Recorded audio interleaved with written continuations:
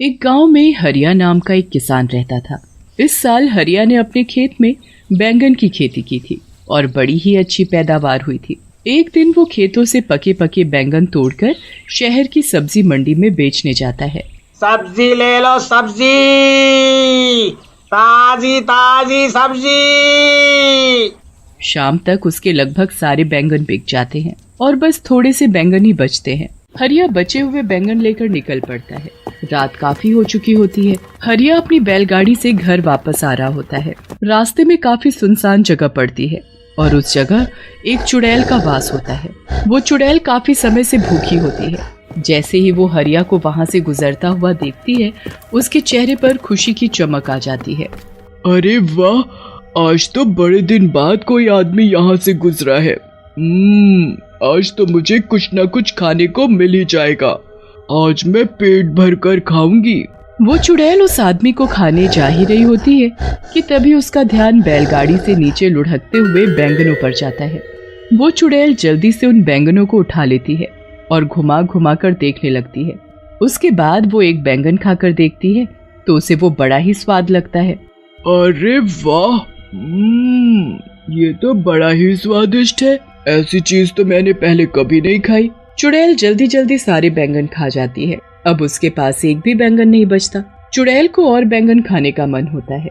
वो सोचती है कि क्यों ना उस आदमी की बैलगाड़ी में बैठकर उसके साथ ही चली जाए। ऐसे उसे उस आदमी के पास और भी बैंगन मिल जाएंगे। वो जल्दी से हरिया की बैलगाड़ी में चढ़कर बैठ जाती है। हरिया को बैलगाड़ी में एक झटका सा महसूस होता है। वो जल्दी से पीछे मुड़कर देखता है तो उसे कोई भी दिखाई नहीं देता।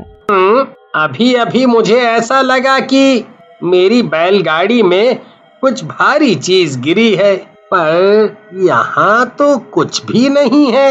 हरिया को वो चुड़ैल दिखाई ही नहीं देती और वो बैलगाड़ी लेकर आगे चल देता है। चुड़ैल बैलगाड़ी में बैठकर हरिया के घर तक पहुँच जाती है। हरिया तो घर के अंदर चला जाता है, पर चुड़ैल आंगन में ही रह जाती है और सबके सोने का इंतजार करती है। लता, अरे ओ लता, जरा एक गिलास पानी तो लेकर आ। अरे आप आ गए, मैं अभी पानी और खाना दोनों लेकर आती हूँ। जब तक आप मुंह हाथ धो लो। खाना खाकर सब सो जाते हैं। उसके बाद चुड़ैल उनके घर में आकर बैंगन ढूंढने लगती है। वो घर का एक एक कोना देख लेती है, पर उसे बैंगन तो कहीं नहीं मिलते। चुड़ैल को बड़ा ही गुस्सा आता है। आखिर वो चीज इस आदमी ने कहाँ रखी है? इसकी बैलगाड़ी में थी तो इसके पास और भी जरूर होगी, पर ये उनको रखता कहाँ है? मुझे लगता है इसने उनको और जगह छुपा कर रखा है। मैं भी ढूंढ कर ही रहूंगी। चुड़ैल सुबह होने और हरिया के उठने का इंतजार करने लगती है। जैसे ही हरिया सुबह उठकर नहा धोकर खेतों में जाता है, चुड़ैल भी उसके पीछे पीछे निकल पड़ती है।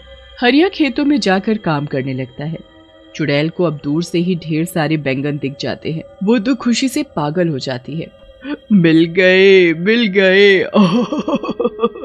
आखिर ये मुझे मिल ही गए। मुझे लग ही रहा था कि इस आदमी ने इतनी स्वादिष्ट चीज कहीं और छुपा रखी है, पर मैंने आखिरकार ढूंढ ही ली। अब चुड़ैल एक एक करके सारे बैंगन खाने लगती है। हरिया थोड़ी देर के लिए कहीं काम से जाता है और इतने में ही चुड़ैल खेतों में लगे सारे बैंगन खा जाती है। जब हरिया वापस आता है तो खेतों से सारे बैंगन गायब देख बड़ा हैरान होता है। अभी तो इन पर इतने सारे बैंगन लदे हुए थे और अब अचानक सारे के सारे बैंगन ऐसे कैसे गायब हो गए? आजकल तो बाजार में बैंगन की कितनी डिमांड है और यहाँ सारे बैंगन गायब हो गए। मुझे तो बड़ा ही नुकसान हो गया। अब मैं करूँ तो क्या करूँ? हरिया वहाँ सर पकड़कर रोने लगता है। उसके महीनों की मेहनत बर्बाद हो जाती है। चुड़ैल हरिया को ऐसे रोते देखती है तो उसे बहुत ही बुरा लगता है। उसे समझ ही नहीं आ रहा होता कि अब वो कैसे सब कुछ ठीक करे जिससे हरिया का कोई नुकसान ना हो। मेरी वजह से इस भले आदमी का इतना नुकसान हो गया। इसके सारे बैंगन मैं खा गई। अब मुझे ही दोबारा इनको उगाना होगा। अगले दिन हरिया इस टेंशन में बहुत बीमार पड़ जाता है और उसका खेतों पर जाना बिल्कुल बंद हो जाता है। चुड़ैल इसी चीज का फायदा उठाती है और अगले दिन से खुद खेतों में काम करना शुरू करती है। वो पूरा खेत पहले अच्छे से साफ करती है और फिर उसमें बीज बोती है। उसके बाद वो रोज खेतों में पानी डालने आती है।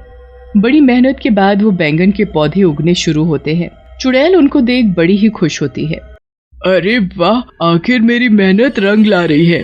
आज इसमें पौधे निकलना शुरू हुए हैं, कल ये बड़े भी हो जाएंगे और फिर इनमें बैंगन लगेंगे।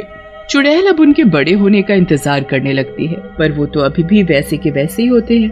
अब चुड़ैल को समझ आ जाता है कि ये पौधे इतनी जल्दी थोड़ी बड़े हों। फिर वो परेशान हो जाती है कि कैसे उनको जल्दी बड़ा किया जाए, जिससे कि उसमें समय से पहले ही बैंगन उगना शुरू हो जाए। चुड़ैल इस बात का हल निकालने के लिए फिर वापस उसी जगह पर जाती है जहाँ उसका वास था। वहाँ जाकर वो अपनी चुड़ैलों में सबसे शक्तिशाली चुड़ैल के पास जाती है और उससे इसका हल पूछती है।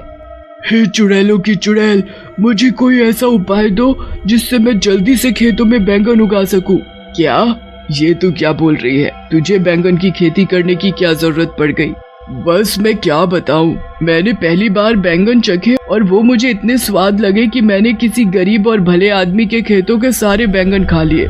बेचारा इस सदमे में बीमार हो गया, बहुत रो रहा था, तो मुझे देखकर बिल्कुल अच्छा नहीं लगा। मैंने उसकी मदद करने की कोशिश की और उसके खेतों में फिर से बैंगन की खेती शुरू कर दी, पर अब वो पौधे अपने तरीके से धीरे धीरे उग रहे हैं। ऐसे तो वो बहुत वक्त लगाएंगे और महीनों में उसमें बैंगन उगेंगे। बेचारा वो आदमी तब तक क्या बेचेगा और कैसे अपना घर चलाएगा? उस बेचारे के घर में उसकी बीवी और 2 छोटे छोटे बच्चे भी हैं। ठीक है, मैं सब समझ गई। चुड़ैल होकर तू किसी इंसान की मदद कर रही है।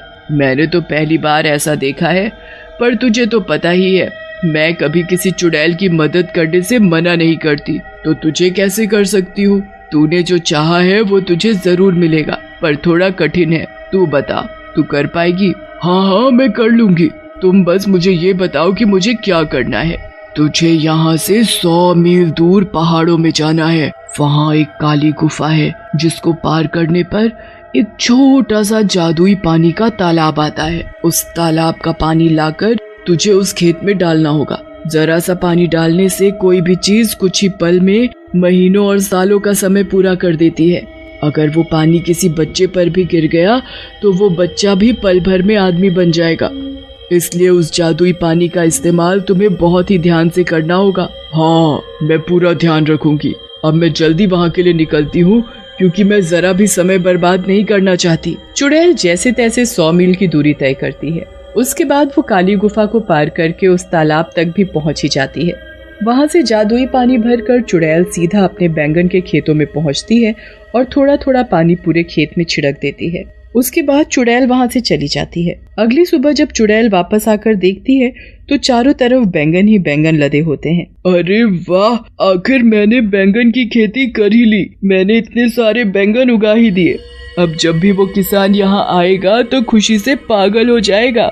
उसके बाद उसे बस हरिया के खेतों में आने का इंतजार रहता है। हरिया जब ठीक हो जाता है तब वो खेतों को देखने जाता है। खेतों में पहुंचकर जब हरिया हजारों बैंगन अपने खेतों में लदे हुए देखता है तो उसे तो अपनी आंखों पर विश्वास ही नहीं होता। कहीं मैं सपना तो नहीं देख रहा? पहले मेरे खेतों से सारे बैंगन अचानक गायब हो गए, फिर उसी खेत में इतने सारे बैंगन अचानक से उग गए।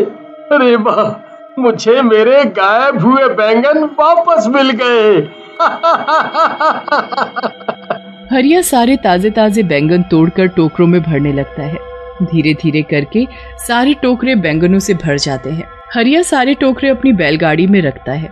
घर जाकर लता को सारी बात बताता है। लता तो ये बातें सुनकर चौंक ही जाती है।